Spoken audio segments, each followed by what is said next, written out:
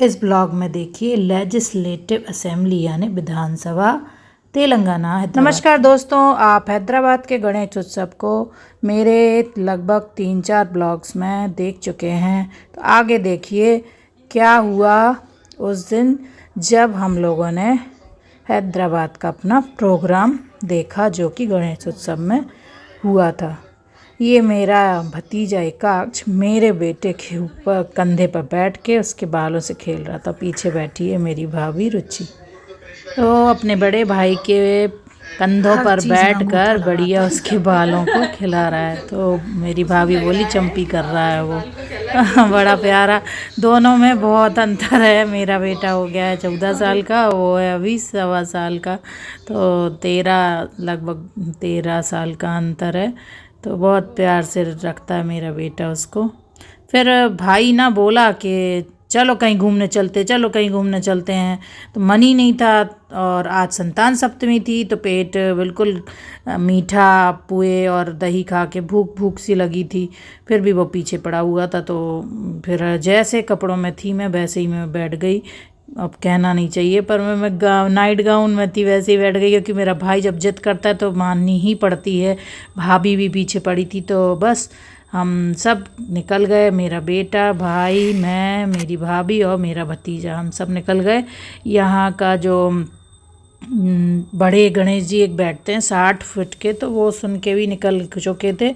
मेरी रुचि कहने लगी देखना है, तो इस वजह से हम लोग निकल आए थे। हम लोगों को ना जगह जगह पर गणपति देखने भी मिल रहे थे। और ये देखिए बड़ी बड़ी बिल्डिंग्स की लाइटिंग कितनी सुंदर लग रही थी। और गणेश जी को सिराने के लिए यानी कि उनके विसर्जन के लिए बहुत बड़ी बड़ी व्यवस्थाएं लगी थी, लाइटिंग थी, पूरी व्यवस्था थी। बहुत अच्छा लग रहा था, सुंदर था। ये देखिए कितना अच्छा डेकोरेशन है गणपति जी के लिए, और बहुत बड़ी बड़ी हेलोजन लाइट्स लगी हुई थी। और यहाँ पर ना गणपति बहुत बड़ी विशाल मूर्ति रखी जाती है गणपति जी की। हमारे एमपी में तो छोटी, मीडियम, बड़ी सब रखी जाती, पर यहाँ मैंने मैक्सिमम देखा कि अच्छी बड़ी बड़ी मूर्तियाँ थीं। रात का जो यहाँ का दृश्य था वो बहुत सुंदर लग रहा था। तो हम लोग बढ़िया एंजॉय करते जा रहे थे। एकाक सो गया था, और लोकेशन देखते हुए हम लोग उस एरिया में भी पहुंच रहे थे जहां पर वो 60 फीट के गणपति जी बैठते हैं। पर वहां पर इतनी लंबी लाइन लगी हुई थी, इतना ज़्यादा रश था वहां पर कि फिर हम लोग सड़क से ही देखते हुए, मतलब दूर से ही देखते हुए चले गए। मेन तो हाँ, ये देखिए ये भी कितने बड़े गणपति जी बैठे थे। मेन तो लेजिस्लेटिव असेंबली देखने जा रहे थे हम लोग। 2 चीज़ें, एक तो बड़े गणपति 60 फीट वाले, और लेजिस्लेटिव असेंबली यानी विधानसभा तेलंगाना की, जो बहुत सुंदर बिल्डिंग है, तो वो भी रास्ते में आने वाली थी। तो देखिए मैं हैदराबाद को कैप्चर कर रही थी। मुझे बहुत अच्छा लगता है नई नई जगह में ब्लॉग्स बनाना, तो अपना ये हुनर और अपना ये शौक़ मैं हमेशा ज़िंदा रखूँगी। ये लोग इसको अप्रिशिएट करें और ना करें, ये मुझे काफ़ी लोग कहते हैं कि आप अच्छा ब्लॉग बनाती हो, बनाती रहा करो। और मुझे तो मेरे फ्रेंड्स ना जो मिलते हैं लोकल सागर में, तो कई लोग कहते हैं मैं ना आपके ब्लॉग देखती हूँ, आप बहुत अच्छे ब्लॉग बनाती हो। जो मिलेगा वो कहेगा आप बहुत अच्छे ब्लॉग बनाती हो। ये देखिए मेट्रो की अभी 4 बार हो हैदराबाद हुआ है, अभी तक मेट्रो में नहीं बैठी। और एक बात तो क्लियरली बोल रही हूँ कि मेट्रो में लाइफ में आज तक मैं नहीं बैठी हूँ, क्योंकि दिल्ली बचपन में गए थे। देखिए मेट्रो जा रही थी, बचपन में दिल्ली गए थे सन 1990 में, तो उसके बाद से दिल्ली कभी नहीं गए। तो कभी जाएंगे। बम्बई भी पहली बार मेरे भाई ने घुमाई थी जब वो पूना में रहता था। हम लोग पूना कार से ही गए थे। देखिए काम चल रहा है। बम्बई जाके तो बहुत घबराहट हुई थी कि इतनी ऊंची ऊंची बिल्डिंग, 64-64 मंजिल बिल्डिंग, उसके ऊपर भी काम चल रहा था। तो ऐसा लग रहा था जैसे कि बस संसार में बिल्डिंग्स ही बन रही हैं बम्बई में, तो कंक्रीट का जंगल। तो ये हैदराबाद में तो मुझे अच्छा लगता है। यहाँ पर हरियाली भी दिख जाती है, और कल्चर बहुत अच्छा है। साउथ में ये बहुत अच्छी है कि संस्कृति को लेकर चल रहे हैं, और हमको एमपी, यूपी, बिहार, उत्तर, मतलब सभी जगह संस्कृति है, और आगे इसी तरह बढ़ानी चाहिए। तरीके से हम शादीशुदा हैं तो मांग भरें, बिंदी लगाएं, मंगलसूत्र पहने, बिछिया पहने, तो कुछ नहीं तो आप कुछ चीज़ें तो करें। हमारे यहाँ बिछिया का बहुत महत्व है। तो ये सब चीज़ें हैं। आप किस चीज़ को कितना मानते हैं। ये लोग लोकेशन लगाए थे क्योंकि वो गणपति जी तक नहीं पहुँचे थे, और लेजिस्लेटिव असेंबली तो भाई को पता थी, पर गणपति देख रहे थे। तो मेरे भाई को ना बड़ा शौक़ है, हिम्मत कर लेता है वो घुमाने फिराने का। तो अभी वो देखिए गणपति सब जगह बीच बीच में थे, पर हम लोग उनको नहीं कैप्चर कर पा रहे थे क्योंकि बहुत अंदर थे और बहुत बड़े बड़े रहते हैं, बहुत अच्छे थे।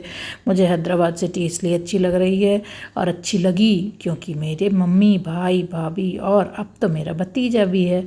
तो हमको हर वो जगह अच्छी लगती है जहाँ हमको प्रेम करने वाले लोग रहते हैं।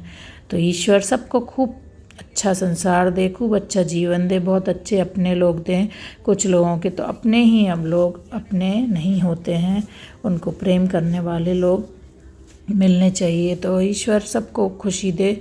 मैं तो हर किसी के लिए यही सोचती हूँ जिसके बारे में, मतलब मैं तो ना ये तक सोचती हूँ कि जो हमारे घर में काम वाली आती हैं उनके लिए तक सोचती हूँ कि भगवान उनके घर में फ्रिज, कूलर, टीवी, पंखा सब होना चाहिए, मिक्सी भी होना चाहिए, सब कुछ होना चाहिए। और भगवान करे एक दिन उनके घर खुद की कार भी हो। तो सब कुछ चाहती हूँ मैं। तो ये चाहती हूँ कि ईश्वर हर किसी की हर मनोकामना पूर्ण करे।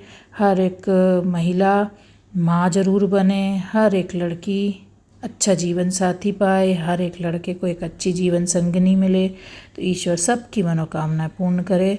ईश्वर से यही प्रार्थना करती हूँ। माँ भगवती, भोलेनाथ सब पर अपनी कृपा हमेशा बनाए रखें।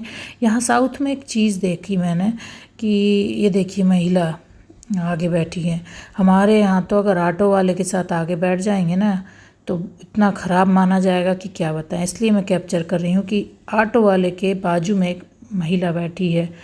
और यहाँ जैसे ही हम लोग इस बार आए थे ना सिकंदराबाद स्टेशन पर, तब मैंने देखा था एक महिला ऑटो चला रही थी। तो बहुत अच्छी चीज़ है यहाँ ना सूट ज़्यादा पहनते हैं, भले उस पर चुन्नी नहीं ली जाती है, पर यहाँ ये बहुत अच्छी चीज़ है कि लड़कियाँ कुर्ती पहनती हैं।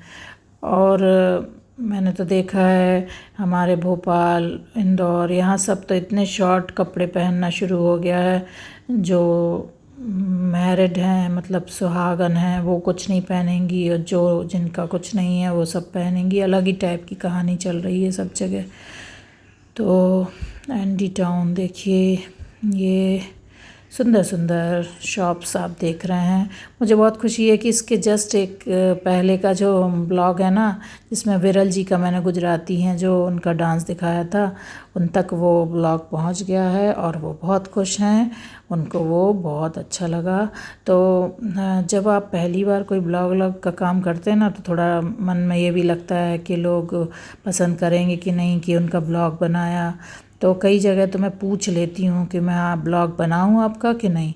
तो मुझे तो बड़ा पसंद आता है दूसरों से चर्चा करना। अब थोड़ा मैं उतना घूम नहीं पाती, नहीं तो मैं अपने शहर के भी ख़ास जगहों पे जाकर आपको दिखाना चाहती हूँ।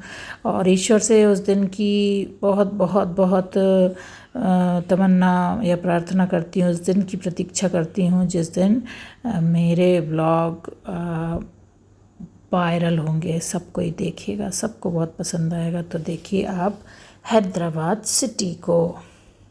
तो ये देखिए एक बहुत बड़ी होटल थी, अच्छा दिख रहा था होटल, था 3 स्टार थी या 4 स्टार या 5 स्टार, आई डोंट नो, पर मैंने तो अपने वीडियो ले लिया, बना लिया उसका।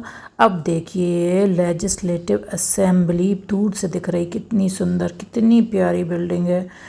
तो ऐसे चमक रहा था जैसे सफ़ेद मतलब मार्बल हो, इतनी बढ़िया लाइटिंग, बहुत ही शानदार। और लोग यहाँ पर खड़े थे, वीडियो बना रहे थे, फ़ोटो खींच रहे थे। और यहाँ की जस्ट बाजू वाली लाइन में हम लोग कार सेंटर हुए थे, तो यहाँ पर पुलिस भी जगह जगह लगी हुई थी जो फ़ोटो खींचने खड़े होने को मना कर रही थी। तो पर यहाँ पर लोग सेल्फी वेल्फी ले रहे थे।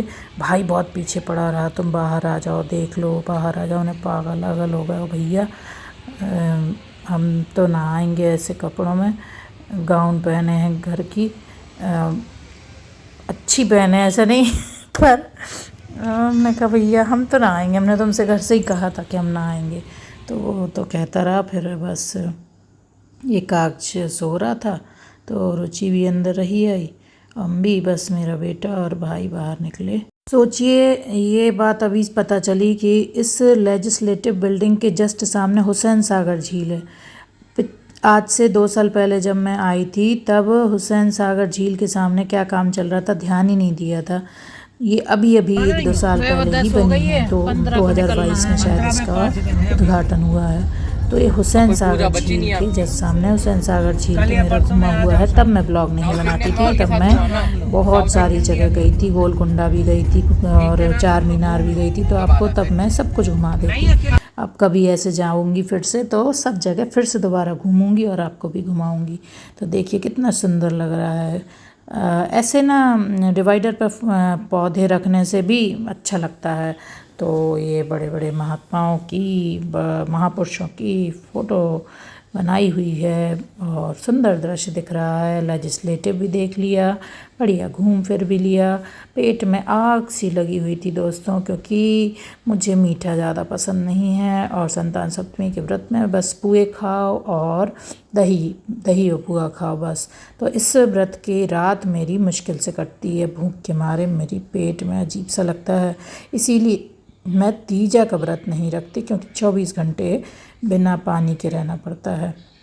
और करवा चौथ इसलिए रखती हूँ क्योंकि उसमें रात को खाना खाने मिल जाता है। तो दोस्तों मुझे भूख बिल्कुल भी बचपन से ही सहन नहीं होती है और इस वजह से मेरी आंखें दर्द होने लगती हैं। अब यहाँ एकाक्ष भैया सो के उठ गए थे, तो मैं उससे कह रही थी छोटा बेबी, और वो अंधेरे में दिख ही नहीं रहा था। हमारे एकाक्ष भैया जी का क्या है कि वो अगर कार में जाते हैं तो खुश हो जाते हैं, खुशी से खड़े होके मेरी गोदी में वो देख रहा था। और पता नहीं क्यों ऊपर तरफ ना देख के कार में नीचे तरफ देखता, कार से ज़मीन में चलते देखता है। और फिर बस वो जब भी कहीं जाता है तो सो जाता है। सो के वो, अब चूँकि बड़ा शहर है, ट्रैफिक भी होता है, तो जब घर वापस आने की बात आती है तब तक वो सो के उठ जाता है।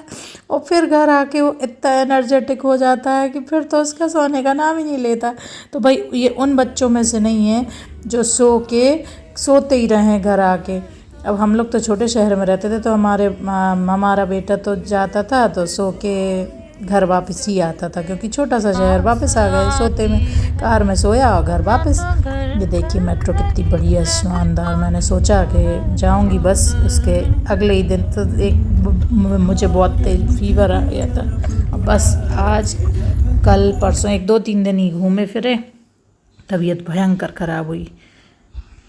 अब हम लोग घर वापस लौट रहे थे।